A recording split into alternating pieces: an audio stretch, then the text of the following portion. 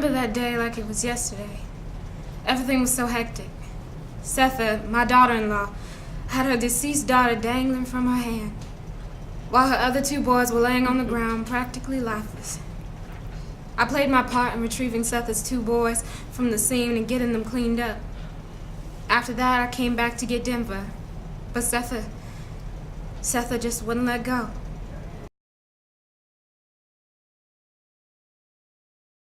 Hi, my name is Denver, and I am Sethe's daughter and beloved sister. I am the youngest daughter, and until recently my world had revolved around 124. You see, after my mom killed Beloved, we practically lived a life of isolation. How could she kill my only sister? Leave me all by myself?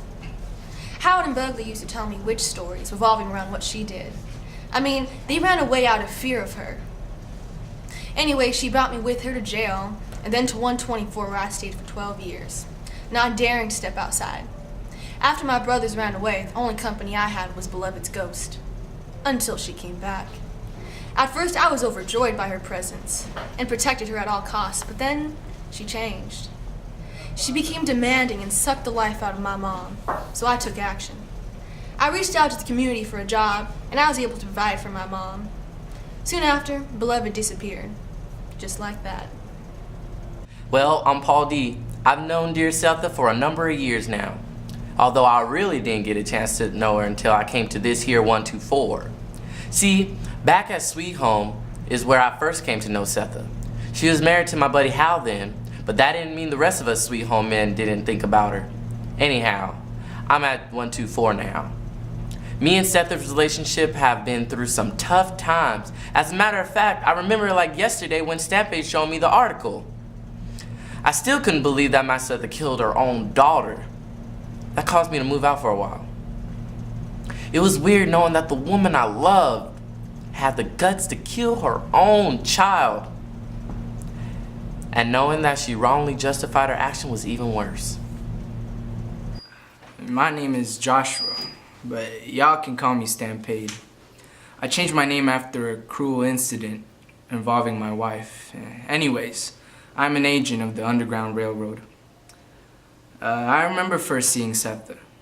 She had run away from her owner while pregnant, and when I met her, the baby was only a few days old. You see, I helped her cross over the Ohio River to reunite with her children. She was mighty eager to get her milk to that baby, Beloved. Later, upon the arrival of the slave catcher, I witnessed the tragic death of Beloved. It was pretty devastating. Sethe claims that she did it to save her baby from the hardships of slavery. I can agree that slavery was hell on earth. I wouldn't want any of my children going through it. I mean, I heard Sixo was burned and shot. Paul D was forced to wear an iron grid. Sethe had her milk stolen, and men had been hung. Well, anyways, much later I encountered Paul D, and may have caused him to want to move out by telling him what Beloved had done. But it was through Paul D that I had discovered that Beloved returned. However, I believe she was just a girl who had recently escaped from captivity. One day she just left, and that's all I know. Hi, I'm Baby Sykes. I birthed 9 children in my day.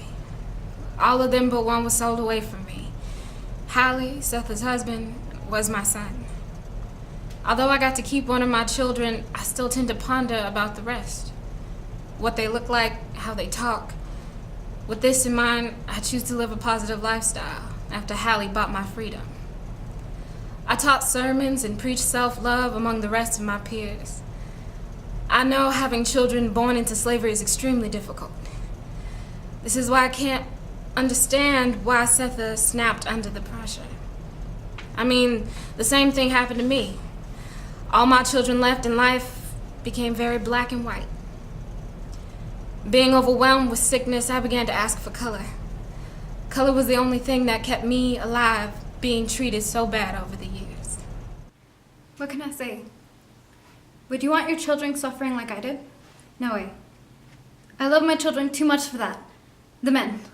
The 4 men that came onto the property and took my children from me. And for what? To put them through pain and suffering? I mean, it's better to have died without having lived a cruel, cruel life than to suffer through such turmoil. Now, I grew up practically without a mother. I seen her every now and then, until she was hung. They say she was running away, but I don't believe that. She wouldn't have left me, her own daughter, would she? Eventually, I was brought to Sweet Home as the only woman. I married Haley. Sweet Home wasn't all that sweet.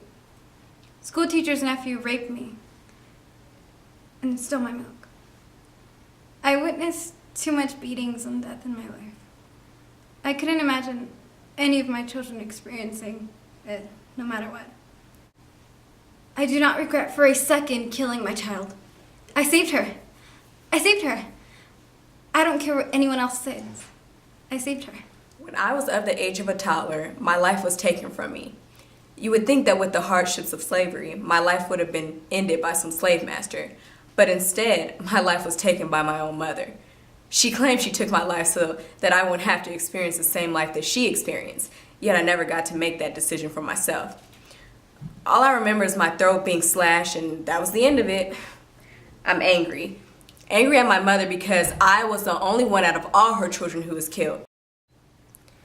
I feel like my mother should pay for what she did. Thus, when I return, I made her pay. My mother should feel guilty for what she did. She killed an innocent child because she thought it would best fit the circumstances. Therefore, she now has to cater to me because whether or not she knows, she owes me.